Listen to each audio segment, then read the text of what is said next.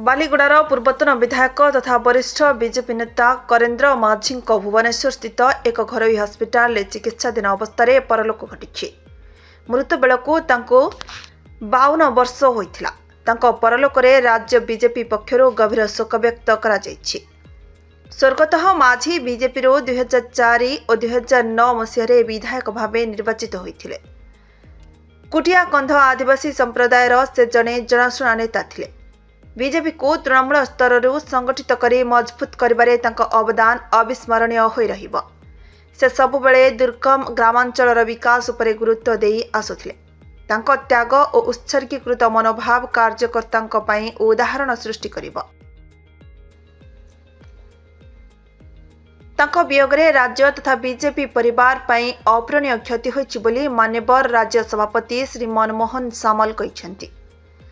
राज्य कार्यालय स्वर्गत माझी पार्थिव शरीर पहुंचवा परे मान्यवर राज्य सभापति श्री सामल, उपमुख्यमंत्री श्री कनक वर्धन सिंहदेव, मंत्री श्री रविनारायण नायक, Shri Krushnachandra Patra, Shri Nityananda Gand, doctor Mukesh Mahaling, doctor Krushnachandra Mahapatra, doctor Ganesh Ramsingh Khuntia, Shri Gokulananda Mallick, पूर्वतन राज्य सभापति तथा राष्ट्रीय कार्यकारिणी सदस्य श्री समीर महांती, राज्य साधारण संपादक संगठन श्री मानस कुमार महांती, संसद श्री बलभद्र माझी, विधायक श्री दुर्गा प्रसन्न नायक, पूर्वतन मंत्री श्री अरविंद ढाली, राज्य साधारण संपादक श्री शारदा प्रसाद शतपथी, राज्य संपादक श्री सरोज कर, राज्य मुखपात्र श्री सुदीप्त राय, श्री दिलीप महांती, श्री दिलीप मल्लिक, राज्य कार्यकारिणी सदस्य श्री जगन्नाथ प्रधान, वरिष्ठ नेता श्री महेश महांती, भुवनेश्वर जिला सभापति श्री निरंजन मिश्र समेत बीजेपी नेतृवृंद और शताधिक कार्यकर्ता पहुंची शेष दर्शन करी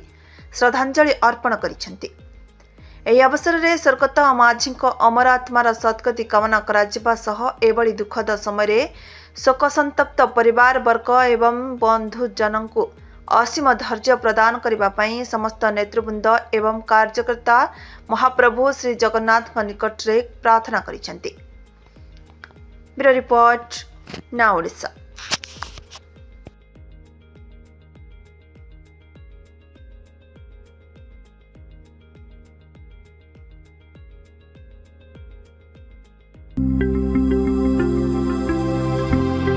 लेटेस्ट न्यूज अपडेट पाई www.nowodisha.com को लॉगिन करंतु।